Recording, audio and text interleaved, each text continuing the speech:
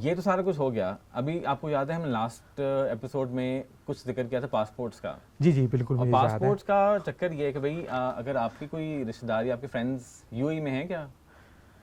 मेरे हैं तो नहीं, लेकिन मैं क्योंकि आई मीन उनके लिए एक अच्छा अच्छी तो नहीं, खैर थोड़ी सी डिसअपॉइंटिंग सी खबर है, क्योंकि क्या वो क्या खबर है आपके पास? पासपोर्ट रिन्यूअल की जो कॉस्ट है ना वो बढ़ गई है। ओह यस, चाहे वो 10 साल का हो चाहे 5 साल का हो, रिन्यूअल की कॉस्ट बढ़ गई है। वो ऑनलाइन बैठ के कर सकते हैं रिन्यूअल्स को, बट कॉस्ट बढ़ गई हैं अनफॉर्चुनेटली। अनफॉर्चुनेटली कैसे, मतलब अगर वो बाहर है तो कुछ ना कुछ तो मतलब उनकी भाई उनकी पासपोर्ट रिन्यूअल जो पहले जो जिस प्राइस पे रिन्यू हाँ। होता था अब वो नहीं रही, तो ऑब्वियसली बढ़ गई है। अब वो चाहे बेशक दिरहम्स में कमा हाँ रहे हाँ, हो। तो आई थिंक वो इम्पैक्ट करेगा उनको। आई एम श्योर करेगा, थोड़ा बहुत तो करेगा बट करेगा। अच्छा। जैसे अगर आपने 5 साल की वैलिडिटी वाला जो पासपोर्ट आपने 36 पेजेस वाला नॉर्मल ड्यूरेशन में अगर आपने रिन्यू करवाना है, तो नाउ राइट नाउ उसकी प्राइस जो है वो है 5500। ओके। एंड अगर यही पासपोर्ट आपने अर्जेंट में करवाना है 36 पेजेस वाला 5 इयर्स की वैलिडिटी वाला, तो उसकी जो फी है दैट्स 7500। उसके अलावा एटलीस्ट आई थिंक तो 2000 टू 2500 तक का इजाफा होगा कोई। नहीं, इतना तो है फॉर श्योर है। वो पता नहीं मैसिव उन्होंने एकदम से ये प्राइसेस की इंक्रीज किया है। रिन्यूअल की भी, पासपोर्ट नया अप्लाई करने की भी जो फीस है उसमें भी कुछ चेंजेस तो आए हैं recently. At the same time normal जो पासपोर्ट है 72 पेजेस वाला जो डबल जो साइज होता है उसको रिन्यू कराने की जो कॉस्ट है वो that's increase to 8000 rupees oh normal duration में। दैट्स नॉट द अर्जेंट वाला। अर्जेंट वाला जो है वाइल जो है उसकी प्राइस 11500 है भाई। 72 ज़्यादा पेजेस है। वाला 5 साल वैलिड पासपोर्ट जो होगा वो आपको 11500 में आपने रिन्यू कराना है। पासपोर्ट बना हुआ है आपका, नॉट आपने नया भी नहीं अप्लाई करना है, ये आप दोबारा से बनवा रहे हैं अपैरेंटली, उसके लिए भी आपको 11500 देना है। 11,500 जी, इसमें ज़्यादा लग रही है मुझे कीमत। 11500 ज़्यादा है बट हाँ वो 72 पेजेस वाला भी है ना। आपको अगर आधे पेजेस का चाहिए तो वो भी अवेलेबल है। पहले तो मुझे कोई रिश्तेदार ढूंढना पड़ेगा ना। पहले ये तो आप उनको ये खबर दें, अगर कोई उनको यहाँ पे है। दोस्त है रिश्तेदार वहाँ दोस्त पे, तो बिल्कुल। उनको ज़रूर उनसे शेयर कीजिएगा। 10 साल वैलिडिटी वाला पासवर्ड भी होता है, जी। तो उसमें उसकी भी ज़ाहिर कीमतें बढ़ी हैं। तो उसकी क्या कीमत है? उसकी भाई कीमत ये है कि जो नॉर्मल 36 पेजेस वाला है उसकी प्राइस अब 7000 हो गई है। 7000 फॉर अ पासपोर्ट रिन्यूअल, वो भी 36 पेजेस का नॉर्मल ड्यूरेशन में 10 साल की वैलिडिटी वाला। 7000 आई थिंक थोड़ा सा ऑन द हायर साइड है नहीं? बिल्कुल आई एग्री विद यू। अगर यही 36 पेजेस वाला आपने अर्जेंटली करवाना है रिन्यू, तो उसकी प्राइस आपको पड़ेगी भाई 10,000। बहुत ज़्यादा, बहुत ज़्यादा, 10,000 बहुत ज़्यादा। पर 10 साल का के लिए वैलिड भी होगा ना भैया, भी देखें फिर आप। देखिए ना वो, अब जिन्होंने दिरहम देने उन वो जाने। अब हमें लेकिन आपको ये नहीं लगता कि जब से ये कोई ब्रेन ड्रेन का मामला हुआ है तो उसके बाद से पाकिस्तानी पासपोर्ट की फ़ीस भी बढ़ा दी है, और मतलब कोई पासपोर्ट डिपार्टमेंट है, आई थिंक इनकी 5 उंगलियां घी में ही हैं आज। हमारा पासपोर्ट माशाल्लाह से अब क्या कहें उसके बारे में, इतना पॉपुलर है, ये तो होना था। बिल्कुल। बट लास्टली आई थिंक ये जो 10 साल वैलिडिटी वाला जो पासपोर्ट अगर आपने 72 पेजेस का बनवाना है या रिन्यू कराना है नॉर्मल ड्यूरेशन में, वो आपको 10,750 का पड़ने वाला है रिन्यूअल, नॉट न्यू एप्लीकेशन। बहुत ज़्यादा, बहुत ज़्यादा।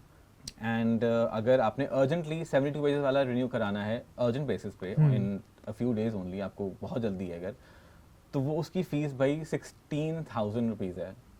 16,000 that's not a small figure. बहुत ज़्यादा, काफ़ी सिग्निफिकेंट इंक्रीज हुआ है इसमें। तो वाजिद ये तो था आई थिंक जो हमने राउंड अप काफ़ी अच्छा हो गया। हमने नेक्स्ट के लिए भी हमें पता है बिल्कुल, आपने ऑडियंस के लिए बचा के रखना रखना है। है। एग्जैक्टली, हाँ जी, बिल्कुल बचा के रखना है, सब कुछ आज ही नहीं कर लेना। हाँ, we need to slow down a bit. बिल्कुल बिल्कुल। तो व्यूअर्स आज के लिए इतना ही काफ़ी था। नेक्स्ट एपिसोड पे हम दोबारा से हाजिर होंगे बिजनेस आवर के साथ। मुझे और वाजिद को इजाज़त दीजिए। अल्लाह। बाय।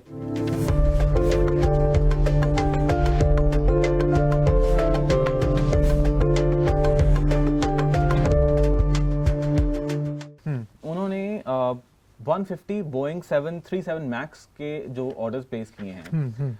नाउ ये सिग्निफिकेंट इसलिए है मेरे ख्याल से कि क्योंकि एक ग्लोबली एक बोइंग के बारे में एक वो चल रहा है, कंट्रोवर्सी चल रही है, बिकॉज बोइंग 737 का एक मॉडल था, ये वाला नहीं है जो इंडिया ने ऑर्डर किया है, but there is a separate model Boeing का जो मिड एयर जिसका कोई एक्सीडेंट हुआ था अलास्का के एयरलाइंस के साथ। तो उसके बाद से यूएस में कम से कम सारे बोइंग्स जो है ना उस पर्टिकुलर मॉडल के वो ग्राउंड हो गए हैं। तो इस सिनेरियो में इंडिया का बोइंग से ही ऑर्डर करना, एक तो मुझे लगता है कि ये थोड़ा सा सिग्निफिकेंट था। दूसरा इसमें ये भी एक बात इम्पोर्टेंट है कि इंडिया की जो एविएशन इंडस्ट्री है that's been considered the world's fastest growing aviation industry.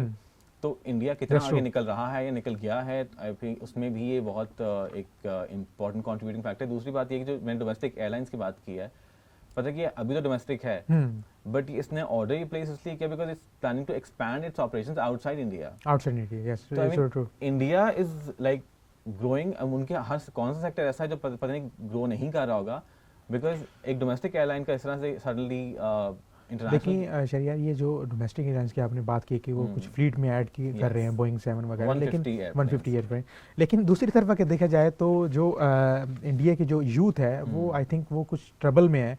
वो जो रिसेंट रिपोर्ट आई है कि इंडिया के जो यूथ है अक्सर जो अपने मुल्क में एम्प्लॉयमेंट ना होने की वजह से वो इसराइल की तरफ ट्रैवल कर रहे हैं, इसराइल की तरफ, ताकि एम्प्लॉयमेंट ढूंढे। और रिसेंटली जो डाटा है कि इंडिया की जो 70% ऑफ यंगर फोर्स है जो एटलीस्ट को 29 ईयर्स की जो करीब पड़ती है 18 to 29 तक, वो अनएम्प्लॉयड है वहाँ पे। Absolutely. एक तरफ तो आप डोमेस्टिक लेवल को फ्लरिश कर रहे हैं, लेकिन दूसरी तरफ एक जो इसका नेगेटिव इम्पैक्ट ये भी हो रहा है कि आप अपनी जो दूसरी इंडस्ट्रीज हैं उनकी तरफ फोकस नहीं कर पा रहे। तो आप जो इंडिया की जो एक मेजर यूथ है कंट्रीब्यूशन 17% वो अनएम्प्लॉयड है, और वो डेस्परेट होके, वो भी जैसे पाकिस्तान से कुछ लोग जा रहे हैं डेस्परेट होके, वो भी डेस्परेट होके यूरोप, इसराइल जो टॉप पे आता है उसमें की तरफ मूव कर रहे हैं वहाँ। तो हमारे लिए इसलिए भी इम्पोर्टेंट है क्योंकि वो इंडिया वाले जा कर इसराइल जॉब करने के लिए इसराइल में इस वक्त जो है पिछले 4 महीने से जो हालात हैं उसी वजह से बेसिकली इसराइल में शॉर्टेज हुई है लेबर की। जी बिल्कुल। एंड इंडिया से आई थिंक उनको एक क्योंकि आई थिंक उन्होंने अपने जो सारी यंग फोर्स थी वो उसको अगेंस्ट एम्प्लॉय कर ली ना, आर्मी वहाँ पे डिप्लॉय कर लिया वहाँ पे, तो इस वजह से उनको भी वर्कफोर्स की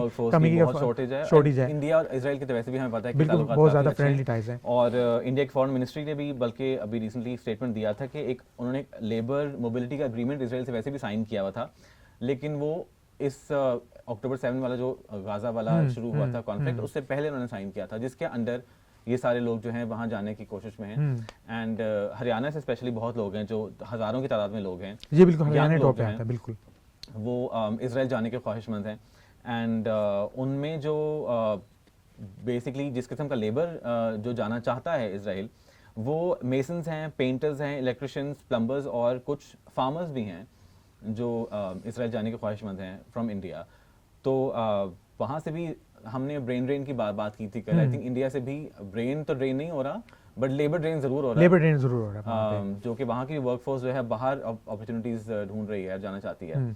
अच्छा, ये जैसे हम अपने हमसायों की बात ही कर रहे हैं, लेकिन इस वक्त जो हमारा एक बहुत ही फ्रेंडली और एक जिसकी हम कहते हैं हिमालय से ऊंची हमारी दोस्ती है, चाइना हर शहद से मीठा, तो चाइना हर लिहाज से फ्लोरिश कर रहा है, जिसमें एक रिसेंटली जो इनकी डेवलपमेंट एक बड़ी सिग्निफिकेंट हुई है टेक के सेक्टर में, इंपोर्ट के सेक्टर में, वो ये थी कि इनकी जो इलेक्ट्रिक व्हीकल्स हैं उसमें उस जो एक्सपोर्ट है इन्होंने चाइना ने जापान को सरपास कर दिया है वहाँ पे। जो अगर देखा जाए तो चाइना ने 102 बिलियन डॉलर्स की जो ईवीज़ हैं वो एक्सपोर्ट किए हैं अपने ये लास्ट ईयर में, और जबकि जापान था उसने 4.3 मिलियन कार्स एक्सपोर्ट किए हैं। तो इसमें एक सिग्निफिकेंट एक 56% इजाफा हुआ है चाइना की ईवीज़ एक्सपोर्ट में वहाँ पे।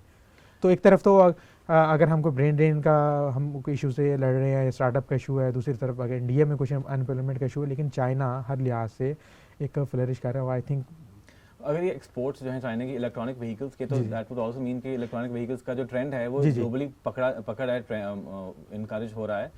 आई थिंक हमने भी यहाँ पर वो इलेक्ट्रॉनिक व्हीकल्स हमारे शुरू ही थे पाकिस्तान में, if I am not mistaken, तो वो ये, लेकिन अभी तक मेरे ख्याल से ट्रेंड इतनी ज़्यादा नहीं शुरू हुआ है, hopefully in the coming years, जिससे फ्यूल कंजम्पशन पे बहुत फ़र्क पड़ेगा। देखें, ये ईवीज़ जो आती हैं किसी भी मुल्क में, अगर कोई अपने मुल्क में इंट्रोड्यूस करवाना चाहता है ईवीज़ को, तो उसके लिए पूरा फ्रेमवर्क बनता है। आपको उस लिहाज से जैसे गैस स्टेशन होते हैं उसको आपको एक रिचार्ज स्टेशन बनाने पड़ते हैं, और जिस मुल्क में अगर उस तरह की मार्केट नहीं है उसको एक गवर्नमेंट लेवल पे सपोर्ट करना पड़ता है कि ईवीज़ को, ताकि कार्बन नेट एमिशन वगैरह के गोल्स हैं, कुछ अपनी इन्वायरमेंट को बेहतर करना है। तो उस लिहाज से जब तक गवर्नमेंट सपोर्ट नहीं करती तो हो सकता है कि ये जो इस लेवल के इनिशिएटिव है वो किसी भी लिहाज से वो कारआमद नहीं हो सकता। पाकिस्तान में भी रिसेंटली कुछ ईवीज़ आई हैं जिसमें ई बाइक्स हैं, उनका इजाफा हुआ है, उसके अलावा कार्स का हुआ है। आई थिंक गवर्नमेंट ने भी इस हवाले से कुछ पॉलिसीज़ बनाना स्टार्ट कर दी हैं, जिसकी रिसेंट मिसाल ये है कि पंजाब गवर्नमेंट ने among the students I think कोई 11,000 कोई ई बाइक्स देने का एक इनिशिएटिव स्टार्ट करने का प्लेज किया है। इसमें स्टूडेंट्स को पंजाब में 11,000 के करीब ई बाइक्स दी जाएंगी। तो I think this initiative will boost the idea among the people to use EV to move on EV सारा। ये जो आपने ईवी स्कूटीज की बाइक्स की बात की for students, I think that's a very good idea. I think हम next time जो है